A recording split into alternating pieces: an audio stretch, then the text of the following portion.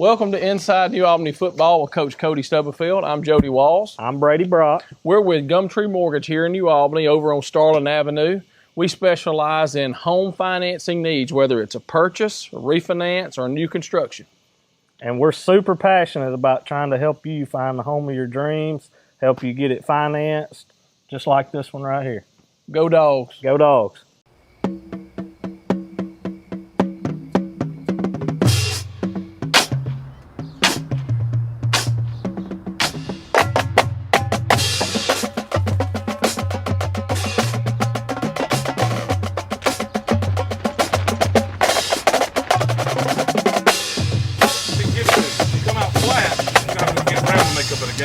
Come out, hit them in the mouth from the first play, we're going to be fine.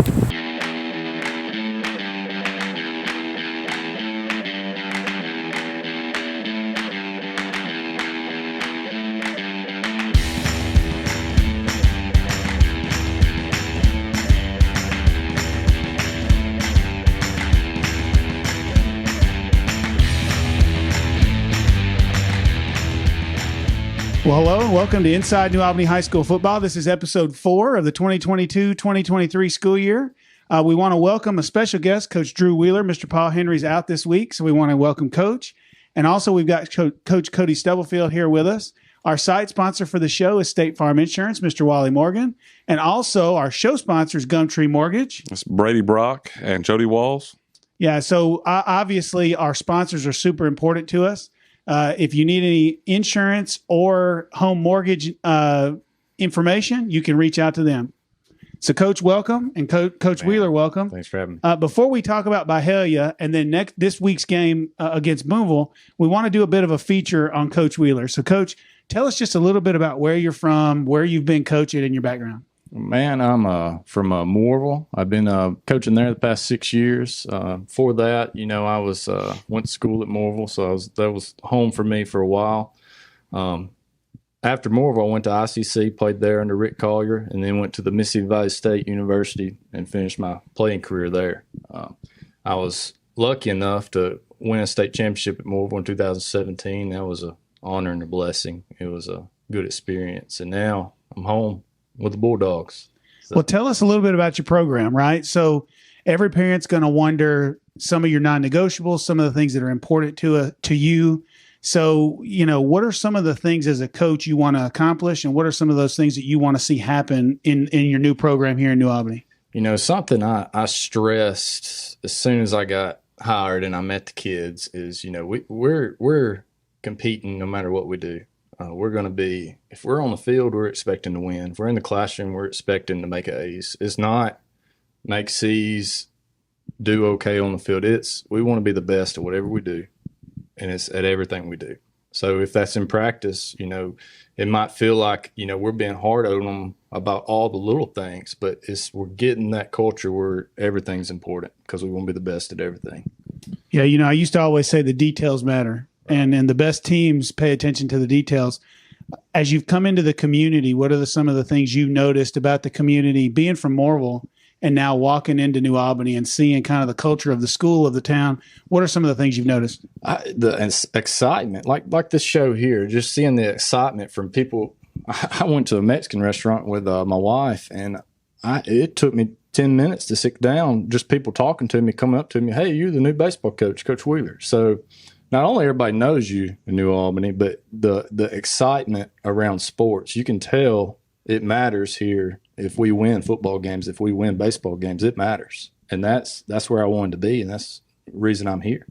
And Coach Wheeler, you talked a little bit about your success at Moorville. One, you played at a high level in high school, played JUCO, played college baseball, and then you went on back home to Moorville and were very, very competitive. Going through the interview process, somebody in a program that was competitive, that was competing, was very important to us. Then also getting to know you a little bit through that process, the work ethic that you bring to the table and other guys that come off of it, just being that upstanding quality guy, just doing a lot of little things right, like you talked about. But one of the things that I've noticed from the first 2 months that you've been here is just those guys really getting after it. They're jumping in, they're on board, and they're working their tail off. So it's fun to sit back and kind of see that and see Coach Wheeler with that program and how it's progressing as well. Gotcha. So tell us a little bit about your coaching staff. who's on the staff and a little bit about them. Well, I don't like to brag or toot horns or whatever, but I will say we got one of the best staffs in North Mississippi. I mean, we got Eli Whiteside, of course. Let's start with him. Played for the Giants.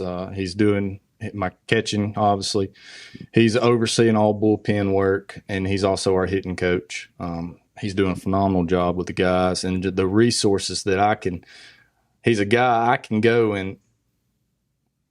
ask and talk to somebody I can lean on, and to have that right there and that confidence behind me, man, that you can't ask for anything else. Then we got Eli Jackson. I'm super excited about Eli. He's heading our junior high program, but also assisting with the high school. And Eli's a hometown guy. Yeah, from New Albany. He graduated, I want to say, in 15, something like that, 16, from New Albany. But Eli is just a passionate guy, and he is going to be awesome with those middle school kids, getting us ready for the program. And not only middle school kids, the high school kids. He's over outfielders and base running and small game.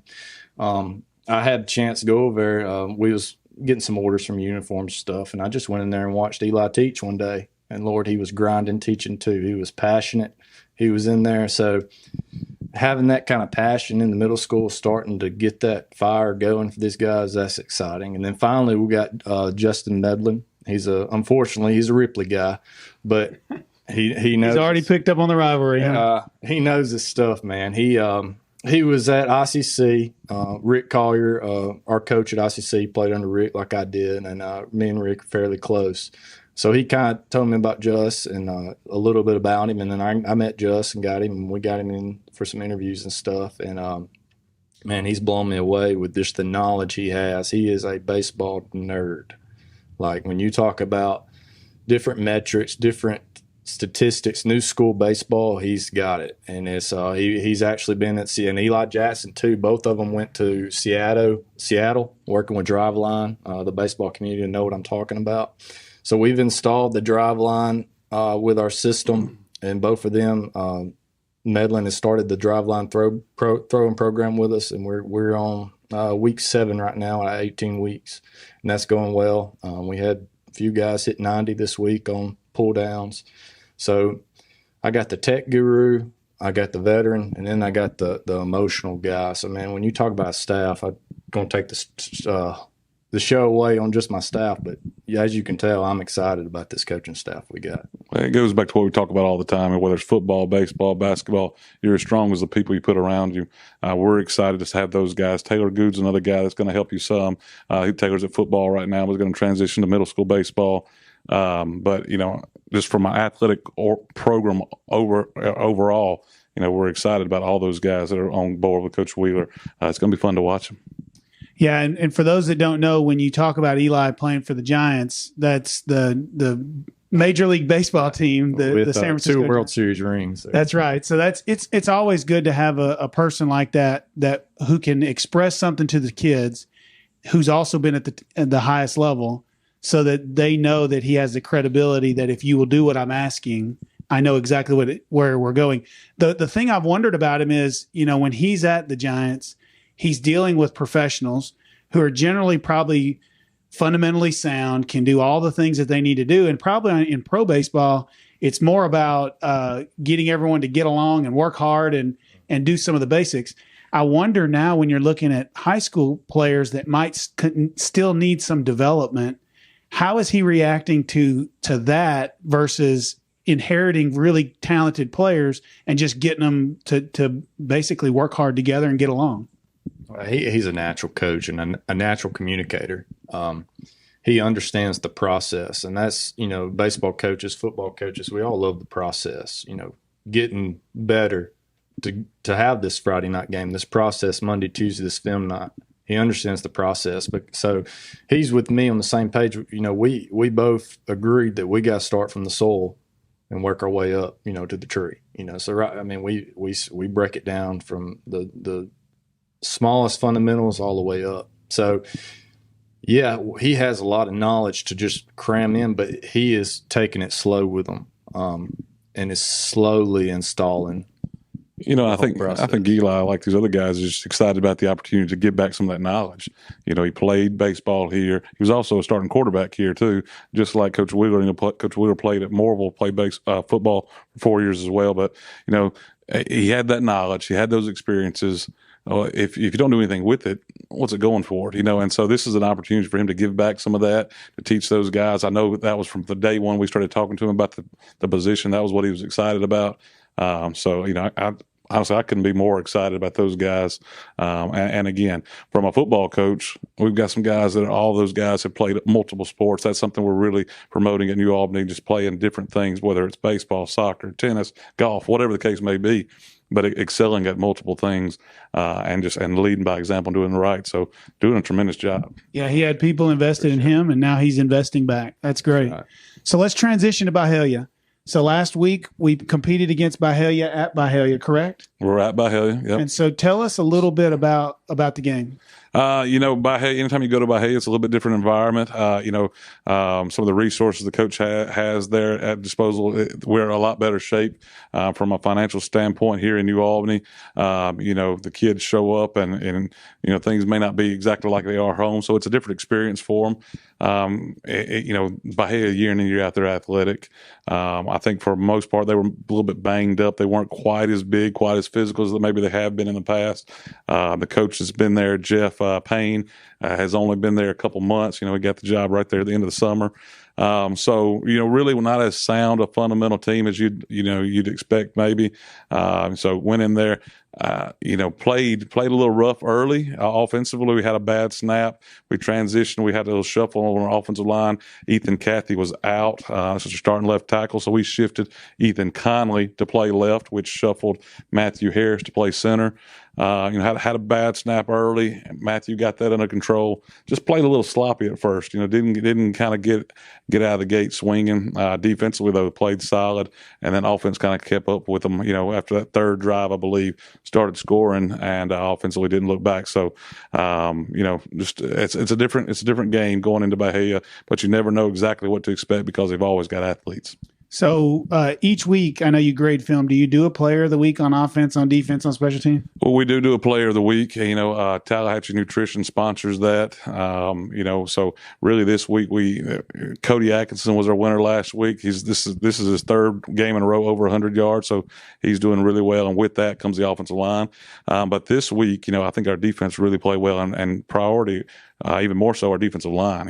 Montavio Sullivan's a guy that anchors that, and then Jaden Hicks is another guy that did really well. This week, Jaden Hicks was our player of the week. He was our Tallahatchie Nutrition player of the week. So I'm really proud of Jaden. Want to see him, Montavio, and Emmanuel Tucker, and some of those backup guys continue to get better and better. But just as much as on the offensive side, those offensive linemen anchor the offensive line. Those defensive linemen, man, they're so important. And, they set the point of contact. They control the line of scrimmage, and they're huge. They really did a great job Friday night of disrupting Byhalia's offense. Yeah, that's you talk about defensive line, how important that is. I think you're 2-1 right now. 2-1. Yep. Week 4. When we did our first show and you hadn't competed against anybody, you kind of had some thoughts about where the team may be, worries and excitements. But now that you're 3 games in, what are some of the reflections on some of those players, some of those units, your offense, your defense, your special teams? What are some of the things that are pleasantly surprised that you didn't expect? I think overall our young guys, we're getting a little bit more productivity out of those young guys than I originally expected. Guys like DJ Robinson, who played a lot last year, but he's really making an impact on offense as well. Number 4, right? Number 4, yep. He plays. He's a starter at slot receiver. He's a starter at safety, and he's a sophomore. So we're really excited about him. Jeb Boland's another guy. He's a sophomore wide out for us, and he's a gritty guy. I know he plays baseball too, and I've told you several times when Jeb gets out there, he's going to push those guys because he's just a tough from an athletic family. Yeah. And we've got Braden. Braden has really played well lately. At quarterback as a 9th grader. So those are some of the young pieces there. Parker Skinner, another baseball, football guy, played inside linebacker, started there a couple games. Was a gritty guy, again, tough. Jaden Hicks, who we just talked about being the player of the game, as a sophomore. So the first thing I would say is these young guys being really productive, really doing well and excelling, and being really excited about them. The second thing is our offensive line. Anytime we had several guys coming back, but we moved some people over there. Peyton Rogers is starting at guard, who did not play offensive line last year, just primarily played defensive line. So some new pieces there. I think we're better up front right now than I thought we might have been going into the season. So extremely excited about that. I tell those guys year in and year out, we're going to go as far as that offensive line takes us, So I'm excited about how they're playing and they're gelling together. With those guys, another young guy is Jackson Howard. Jackson started and played the whole game with the first group at Byhalia. So that's another ninth grader. His brother was Austin Howard, who you coached, was on that team with us when Ron was here. So competitive family again. Jackson's a really good guy. That's going to be a good player for us down the road. Yeah, saw some good video on Facebook. His brother posted of they call him Cheese, but seeing Cheese get some pancakes out there, you look good. It's always good for the kids to be able to not just compete on Friday night, but then be able to get some positive recognition from family members and all that. Yeah, I think Stephen Wood's dad put some videos out, and part of that was Jackson's. Stephen's another guy, a junior linebacker that has been really physical since he's been back with us. The next thing I would say is defensively, we're playing really physical. We've got to make sure we keep our eyes out of the backfield, and we've got to do a better job at times in the secondary. But man, we're flying around all over the field, running the football, and that starts with Coach Hammond, Coach Murphy, Coach Sanks, and Coach Ward. They do a tremendous job just pushing those guys to fly to the football. All right, so let's talk about this week's opponent. So we've got Boonville coming. Are we going to Boonville, or are they coming to town? Boonville's coming here. This is week 4. Mike Maddox is the head coach, been there. Drury was there for, I think, 40 years. I mean, a long time. I don't know. I mean, he got his 300th win against us. Okay. I was At Boonville? Yeah, I'll never forget. They all had the signs before game. We knew it was 299 before the game. They already had the 300s up. I was like, no. That's like someone scheduling you for homecoming. You don't want them to get it, but they got it. So they always got the good football there. Did Maddox coach with Drury? He did. Maddox was an assistant for Drury. He's followed him. So he's been there just probably 10 years or so then. It's been a while. I couldn't tell you exactly long, but I know, like I said, a lot of respect for Coach Drury and the time he was there. But he was there a long time. 300 wins. Very few coaches have that. In the Mississippi when you get 10 a year, that's 30 years. So that's a long time. That's a long career. That's hard to get 10 a year. That's right. Coach Maddox has followed that and has got a long stint there and done a really good job. When you play Boonville that they're going to be well coached. It's a program he runs really well. They're a competitor in 3A football year in and year out. So it's a game that we're going to have to show up and make sure we're prepared for and play hard. They've got a couple of sophomores that stand out immediately on the offensive side. One of them played a lot as a freshman last year. The running back, number 9, does a really good job. Big sophomore, fast.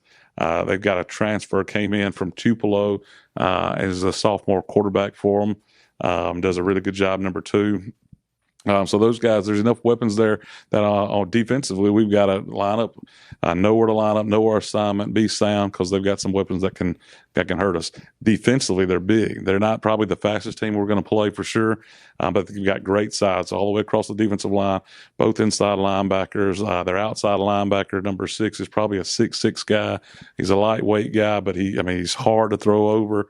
Their inside linebacker is every bit of 6'3", a big, probably heavy, 220-pound kid. So some really good size in that box. We're hoping that some of our speed can come into the game and take advantage of that. But that being said, it's a tough task for our offensive line. We just talked about them being very pleased with how they're doing. So I definitely think they're up to the challenge and going to get after it. Talk to me about what they run on offense and defense. Is it a spread on offense, on defense? Are they a 3-4 or whatever you've been seeing most weeks? Are they running a 4-3? What are we going to see? Yeah, offensively, their base formation is a tight end wing on one side and two receivers on the other. So it's kind of a combination there. They do get in some wing sets. They'll run some spread, so it's a combination again. Are they running the wing so they can run the ball? They're primarily a run team. Now they throw the ball some. Like I said, the sophomore quarterback is good, but staying in that tight end wing set with the slot and the wide out on the other side, it limits some of that. So a lot more bootlegs, drag routes some of that stuff. But they can also max protect and do those 2 route combinations out wide too. So I think they were in that formation a little over 70% of the time. So I think we got them in 6 different formations total. That was 70%. Then it was like 18%, 2%, 1%. Is it right-hand dominant, or are they running it both ways? They'll flip it, but like I said, it's primarily that tight end wing set on one side and the wide out and slot on the other. So you'll see that a lot. They are, like I said, they will run. They're more run heavy than they are pass. A physical group. Like I said, with that running back there, they're trying to get the ball in his hands. Defense, what's it look like? Defense is very similar to what you've been seeing. They base out of a 3-4. They're going to play more man coverage than we've seen in the past. Those guys, they're trying to load the box. A team like us who's had success. We talked about Cody having over 100 yards. Keelan Simpson's done a really good job for us at running back. They're going to try to load the box and take that away from us. Prove you can throw it. Right. So, we're excited about what our receivers and quarterback can do. So that's going to be a big opportunity for them. Anytime you get man coverage, you got to try to hurt them, That's like I told you beginning this week. I think this is the week where we establish, that passing game. I think it's. Well, and it's a balancing act. Friday night with Byhalia, once we got going, we could pretty much run what we wanted to. So, later in the game, it got to be where we were trying to balance who got touches and who got touchdowns and stuff like that. It's also a situation where you're not really trying to throw the ball a whole lot. You want to keep the clock going, and so unfortunately, we didn't throw as much as we probably would like to have. The past few games we've gotten the run, and that's what's been given to us. Well, and you don't go away from something that's working, right? Absolutely. If you can sit there and pound the football, then why do something else? Now, the answer to probably the contradiction to that is, well, you might need to work on some other stuff, and so we do, and we tell all the time, well, that's what practice is for. But we've got all the confidence in the world in Braden, those guys, that we will throw the ball this week, some, probably more. I think we've been fairly consistent 60-40, even though it hadn't always seemed like that. So we certainly feel like our receivers and our quarterback are capable of doing a good job there. I think the fact that we're running the ball so well makes you think we're running the ball a lot. It's not really that we're running a lot. We're running the ball well. Well, and you do a lot of what happened at Memphis when you were there. Yeah, I mean, when Clay Helton was there, they were throwing as almost extensions of the run game. Clay got that big win. He was at Georgia Southern, who beat Nebraska. Yeah, so, and he was your offensive coordinator at Memphis, right? But yeah, we did. What you're talking about is our screen game. We do a lot of quick game to the sideline, a lot of key screens, a lot of tunnel screen concepts. You've seen several times do running back screens to Keelan and to Cody. They all do a really good job there, and that's an extension. That's an extension of our run game, but that's all definitely passing yards. So anytime you're a spread offense, you're trying to take plays over the top. You use the field sideline to sideline, but our philosophy, you've still got to find a way to run the football. So we're going to do that. You've seen, if you watch State, Mike Leach has even been running the football more lately. So really, well, tell me about your injury situation. Got Kathy back today. His knee's not 100%. So does that put Conley back at center? So Conley would go back to center. So we're excited about that. We want Ethan, Kathy 100%.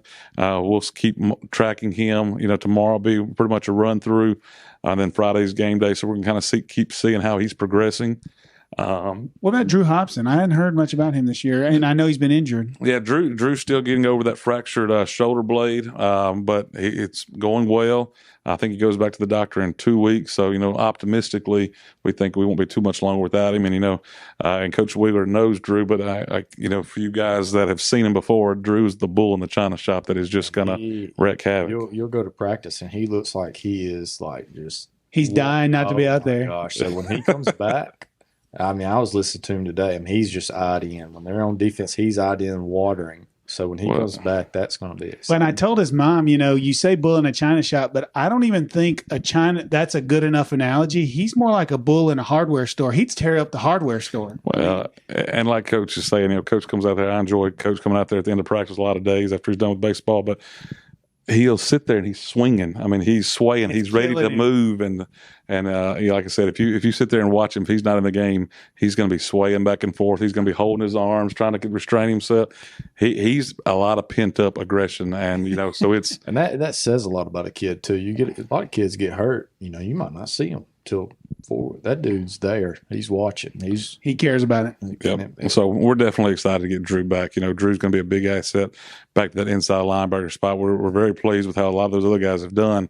But Drew brings a different side of aggression to the table. Stephen Woods has been back there, done a really good job.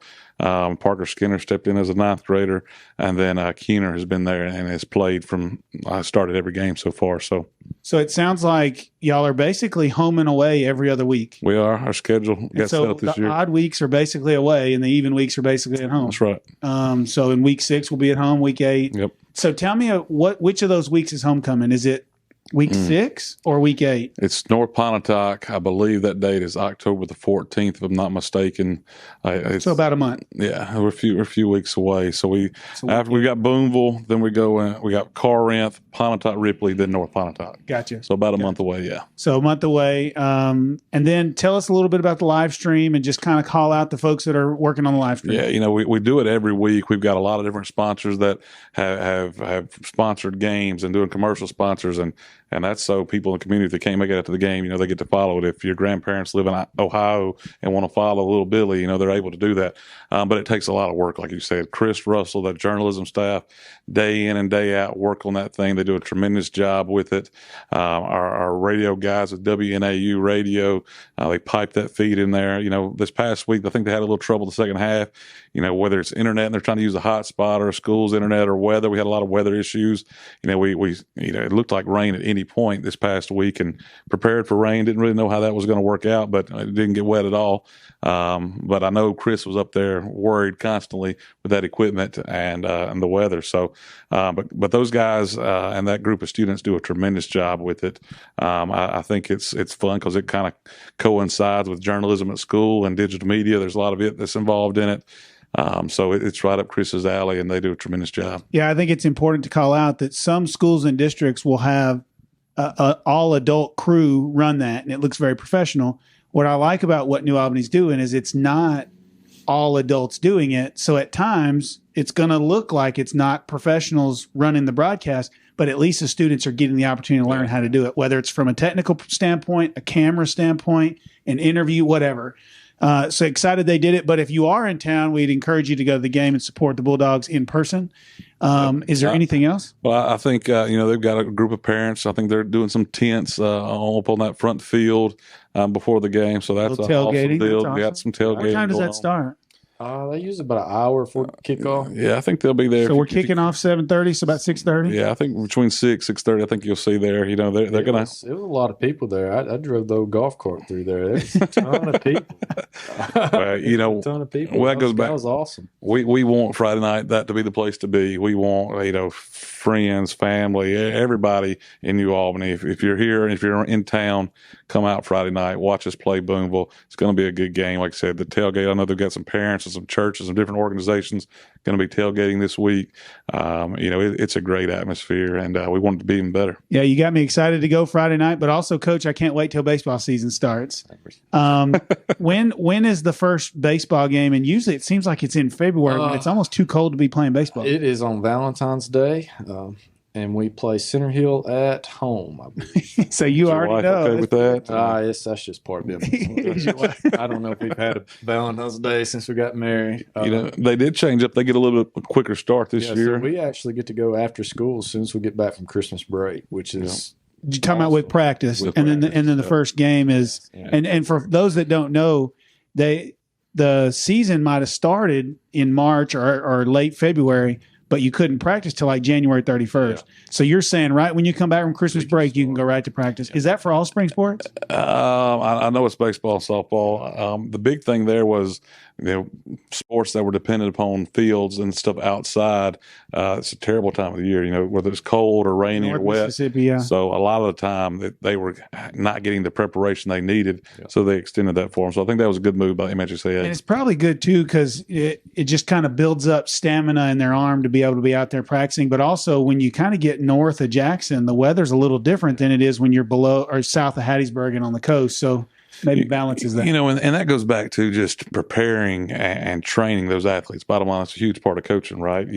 Whether it's football and we're in the weight room trying to build mass and flexibility and different things and basically explosive lifts. whether it's arm training or just whatever the case. Like you talked about the weight program that they've got going in baseball, monitoring their weight. We talked a little bit about guys gaining weight and injury prevention. Yeah, and I'll just be honest. You look at our program in the past, you'd see some smaller kids out there trying to compete with some very talented, good athletes. And I think physical fitness was something that, that Drew's done a really good job since he's been here, tracking those weights, trying to get guys bigger. It's something we do at football. Weigh-ins is a big deal for New Albany baseball now. When you mentioned earlier some of the guys that gained some weight, tell us about that real quick. And you don't have to name the kids, but give me some examples. Once a month we do a weigh-in. So you got a goal, a target goal, what you need to be this month. So, you just got to hit it. And then there's stuff if you don't hit it for the whole team. But it's a big accountability. And the guys, man, when it's weigh day, they're excited about it. They got that scale. I had Logan Voles. I don't know if y'all have seen Logan Voles lately, but he is done got. He's getting big and strong. Very big linebacker looking kid. He is hitting bombs. He has gotten big. Well, he rolls to practice with a legit balance three-way scale on his shoulder. It probably weighs 100 pounds, carrying it across right field to home plate. He said, "Weigh in, let's go." But they love it. They love it. But it's awesome because as a team, everybody on the team, all 20 players that we have, right now tracking, they've all gained at least 10 pounds since the past 2 months. And we've had probably 4 now that's around 20 pounds gain. One that I can put out there, I'll put out there, and he don't mind. Silas McKinney. When you see that kid, he's going to be my starting shortstop more than likely this year, senior. He has gained. He's probably up 22 pounds since I first met him. And when we first started talking, he said, "I want to play college ball." And I was like, "Man, you're really small. You're really small." And that dude has bought in. He looks good. He's gained 22 pounds. He's bought into the nutrition plan. His dad's told me, man, he's eating right. He's doing it. But it's just the buy-in. That's been awesome. So it's been weights, nutrition, all that type of stuff to get them there. And I think, the weights have been around for a long time, but that nutrition and that tracking your weight and that stuff that programs they don't all do. Whether if it's an offensive line, defensive lineman, a first baseman, a shortstop, there is a prime weight for every individual and every position. And, to try to get those guys in that best, to be at their best, well, that's their body in their best shape too. So it's a big thing. It translates, when they get like our age and we need to work out, we need to eat right. And, that's no question. But maybe, it goes on, because that's what we want. At the end of the day, lifelong at the end of the day, we want to win ball games. We do, but we want these kids to have successful lives, and that's just going to be something else, just another tool for them to be more successful. That's all right. Well, good luck Friday night. Absolutely. Good luck on Valentine's Day. Oh, yeah. Thanks so much for being here. We want to thank you for joining us for episode 4 of Inside New Albany High School Football.